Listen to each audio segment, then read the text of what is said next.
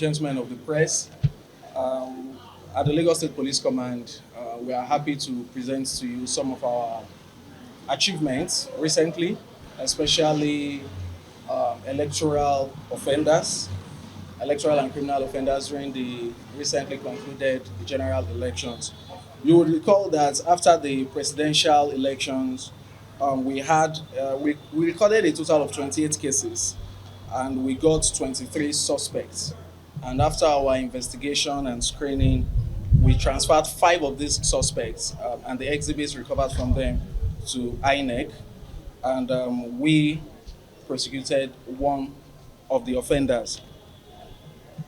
Having done that during the or after the gubernatorial election and state house of assembly elections, we also arrested some suspects. We recorded a total of 24 incidents across Lagos State, and we arrested a total of 19 suspects. And out of these suspects, we've concluded our investigations and we are handing over four suspects to the Independent National Electoral Commission for prosecution because their offenses fall under the purview of the INEC, while we will be prosecuting two offenders because their cases fall under our purview. So the suspects that will be handed over to INEC will be done centrally. We'll be taking them to the force headquarters Abuja, following the instruction of the Inspector General of Police. All state commands will do likewise, and centrally at the headquarters, they will be handed over to INEC from where they will be prosecuted. In Lagos, somewhere around Ibeshe, we had a case of grievous harm and conduct likely um, to disrupt the peace, to cause a breach of the peace, and the suspect was arrested with animal horn, which he used to attack somebody. The suspects are right there behind us for you to see. We also have somewhere in Badagry somebody engaged in conduct also likely to cause breach of peace and was found in possession of electoral materials. The suspect was also found with 19 pieces of INEC forms and also 16 pieces of electoral papers. The exhibits are here for us to inspect.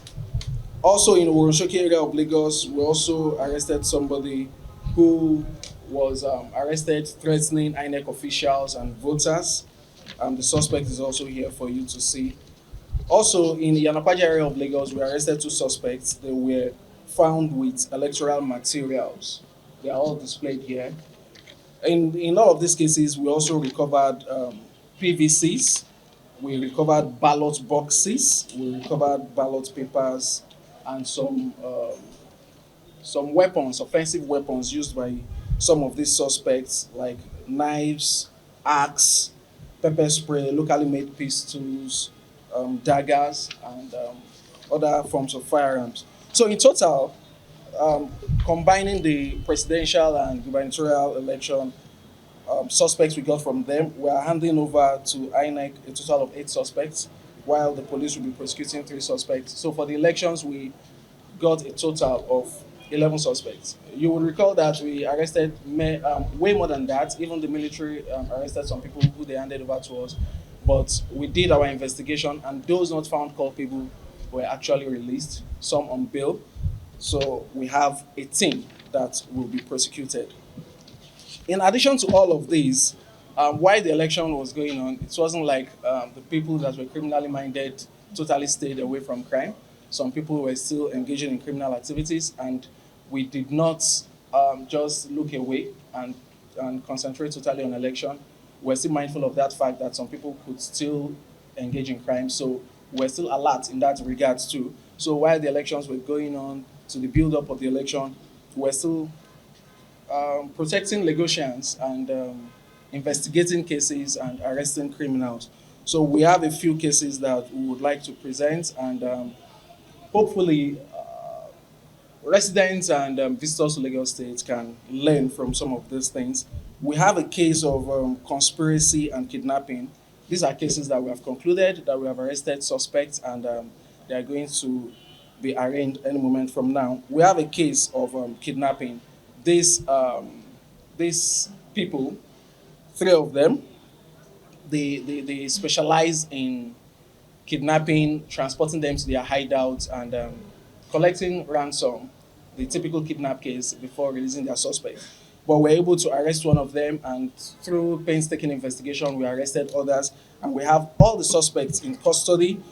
Since they started their criminal activity sometime last year, October 2022, they've been able to rake in a total of 20,700,000. But thankfully, to Lagosians, thankfully, Lagosians are now free from these people, and we will continue to work tirelessly to arrest others doing similar things. On the 16th of March 2023, our officers were on routine patrol sometime in the night, in the wee hours of the morning, 2 a.m., and a car was discovered. The driver of the car was driving erratically, and it was suspicious, and our men attempted to stop him to conduct a search, but he zoomed off, and there was a pursuit, and he was eventually arrested. The suspect is here, and when he was searched, we discovered a locally made semi-automatic pistol on him. Locally made semi-automatic pistol. He has been arrested. We are about to conclude the investigation to know the source of the arm, and definitely we established that he was out to rob. So we are about to conclude our investigation, know the source of the arm, and charge the case to court accordingly. We also have a case here on February 24, a gang of robbers who specialize in robbing on motorcycles somewhere in Ijayi. At night, you'll see three men on motorcycle, and they accost people and snatch their things. So our officers intercepted them, got them arrested. Two of them were able to escape, but were on their trail. One of them was arrested with a shotgun and one live cartridge.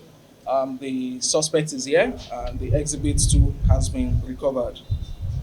We also have a case here on 13th of March 2023, based on intelligence. We're reliably informed, and for this we thank Lagosians for giving us prompt information that has helped us a great deal to tackle crime and criminality within the state. So we got information that some cultists were planning to carry out an attack, and we deployed our intelligence assets, and were able to get one of the suspects arrested somewhere in Ajigunle, and we recovered a double barrel shotgun and two live cartridges from him. So that's one less cultist in our society. Also, on the 19th of March 2023, somewhere in Abuleado, and this went viral, the video was all over social media. Somewhere in Abuleado, there was intra-community clash. People were fighting, and the police got there right on time to prevent any loss of life. Yes, some property were destroyed, but we're able to arrest two suspects, and they are assisting us in our investigation. It's an open investigation. We hope that as time goes on, we'll be able to get more suspects, because it was really a big fight, and I know some people will find it funny that why just two suspects. So it's an ongoing investigation. We have two suspects, and we'll continue to investigate and arrest more suspects as the investigation progresses. We have here an interesting case. These suspects, we've arrested three of them. They specialize in bringing their korope, these their public transport vehicles. And we need Lagosians to learn from this. So they bring out their vehicles, take passengers, and after going 1 or 2 kilometers, they tell you they are not going any further. So please alight and get another vehicle. Meanwhile, they have picked your pocket. They have taken your phone. And for unsuspecting people, you don't realize your phone is gone until long after they have disappeared. But somebody realized immediately he got off the vehicle that his phone was missing, reached out to our officers who swiftly went after them, and they were arrested.